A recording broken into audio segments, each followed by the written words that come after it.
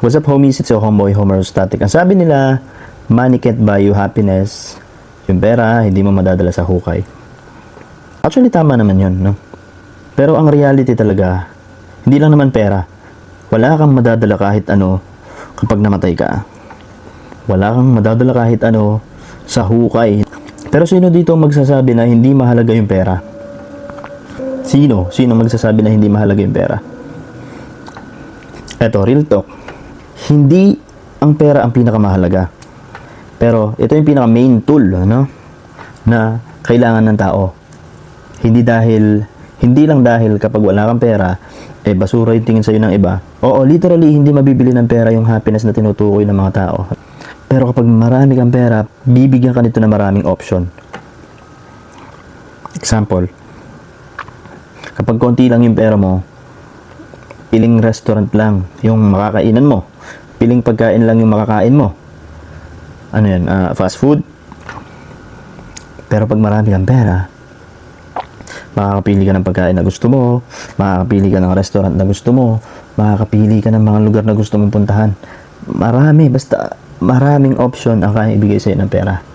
At yung sinasabi nilang money can't buy you happiness, kapag meron kang pera, homies, magkakaroon ka ng maraming option para magkaroon ka ng way na makuha yung happiness na yon. Ano ba yung example ng mga happiness na gusto, yung common na gusto ng mga tao? Makapag-provide ka sa family mo. Masaya yung family mo. Masaya ka rin. Happiness, pare. Makakapag-travel kayo kasama nung girlfriend mo or asawa mo. Masaya yung asawa mo. Happy wife, happy life. Happiness, pare.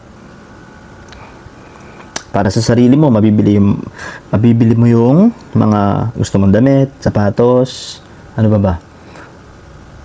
Kotse, transportation, di ba?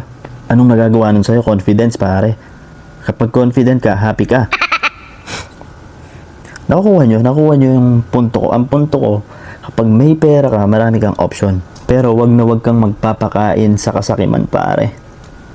Wag na wag kang magpapakain sa salapi na kada hinga mo, kada gising mo, puro pera lang nasa isip mo. No, homies? Main tool lang siya, pero hindi pera ang pinakamahalaga. At syempre, kailangan mo pa rin ang pinaka number one priority dyan, yung pagtitiwala mo sa Kanya, no? Sa Diyos. Tama naman kasi na God will provide. Ibibigay niya sa atin yung mga blessing na deserve natin. Hindi yung mga gusto lang natin. Kapag pinakita natin na deserve natin makuha yung mga bagay, walang duda yon, ibibigay niya sa atin yon, ibibigay niya. Yun lang homies, sana may natutunan kayo and let me know your thoughts in the comments. Sayonara.